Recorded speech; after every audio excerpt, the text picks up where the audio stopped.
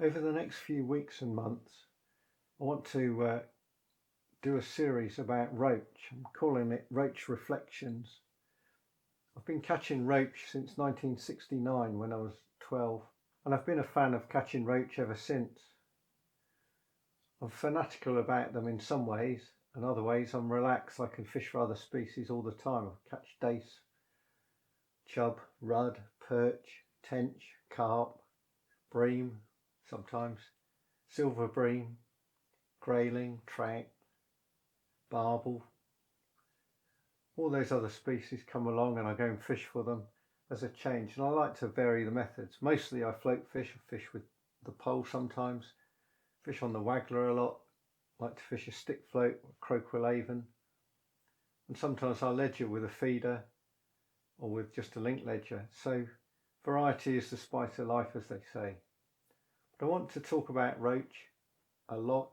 Like I say, I first caught one in 1969 fishing in a little weir pool near where I lived in Wareham on the River Piddle. The spot where I fished is long unfishable, covered in brambles, and I was probably poaching at the time. But later that same year, that was in July 69, I caught two more big roach further down on the Piddle of £1.6 and £1.8. By then I'd got a little Samson spring balance, so I could actually weigh the fish. The first one I caught was probably about a pound. I measured it just under a foot long. Lovely roach. And I caught some small ones that year as well. The first one was on caddis scrubs on a size 8. That was in the days when I'd buy one hook to nylon at a time for about threepence. And the next two were on bread paste, which was one of my other favourite baits. Any bait that was free, basically. So I got the crust for making bread paste, and I dug worms out of the garden, and I used caddis scrubs, all the free baits. Very, very occasionally I'd get maggots, but maggots cost money, and I needed the money for hooks, which was forever losing, and line. There's a lot to talk about with roach. I want to look at its habits, and look at some of the methods and baits, why you use different baits as we go along. Some of the famous roach anglers, why they were so good, the roach records, how roach fishing has diversified over the years. So there are very traditional ways. So you can go on the Avon or the Stour, see people float fishing with big floats, bread flake and grain bait, much as people have done for 50, 60, 70 years and more. And then there are people fishing modern gravel pits who are using helicopter rigs with feeders with very short hook links, bite alarms, effectively catching very big roach. Not my cup of tea, maybe. Other traditional methods of fishing the pole, and that hasn't really changed. The poles have got a lot better, they're a lot lighter. We've got proper pole elastic now that works.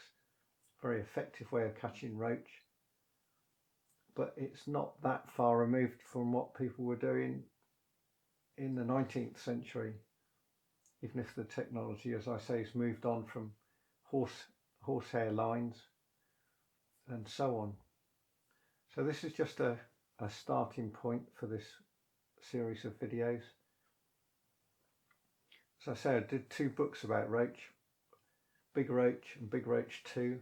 Big Roach sold out several years ago now. It came out into print in 2011, and it's highly sought after. I think the last one that went on eBay went for something like £98, so it has become expensive. It's a shame we can't just print a few for the odd ones that people want, but there you are.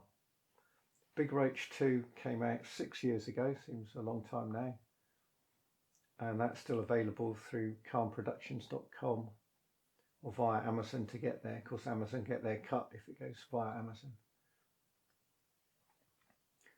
To do those 2 books, not only had I been fishing for roach for a long time, my research actually started way back in 1999, and I tried to find a publisher in about 2000, 2001 for the first one, which at the time was called The Magic of Roach, which ended up being called Big Roach.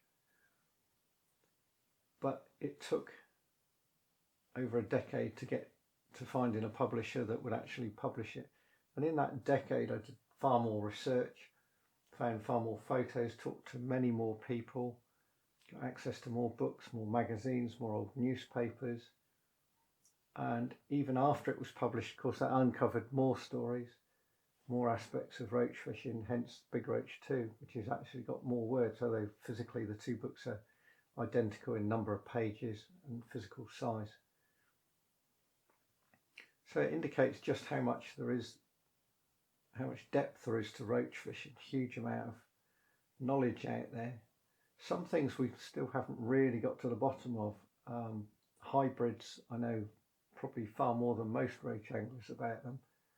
There's a few mysteries. We're not totally sure about back crosses and how viable second generation hybrids are.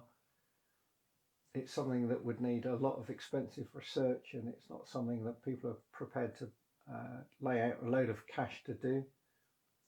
There was one research project that was mooted but never got off the ground. I think it was with Adrian Pinder, going back at least 15 years, and following on from some research done by Stuart Clough on dace on the River Froome, where they radio tracked dace to see where they went during different times of the day. They actually moved around a lot more and had their own resting places at night and things like that. Adrian Pinder suggested the idea of doing the same with roach, something we don't really know. Do they just sit in one swim day after day and stick around at night, or do they move different parts of the river at night? We know they move seasonally. They spread out after spawning and then start to shoal up in late summer, early autumn, and again in winter before moving up to spawning grounds. So there's things like that that are sort of, we know what we don't know, if you like, so it would be good to know. There's a lot of things I found out from roach fishing and watching roach when they're feeding, and quite often they take our baits, we don't know it. When you can see them take the baits, no indication on a float, and you think, how on earth do they get around it? But that's something I'll look at later. So I hope you've enjoyed this starting point. I've put a few images of roach and roach fishing along the way, so you're not just watching me.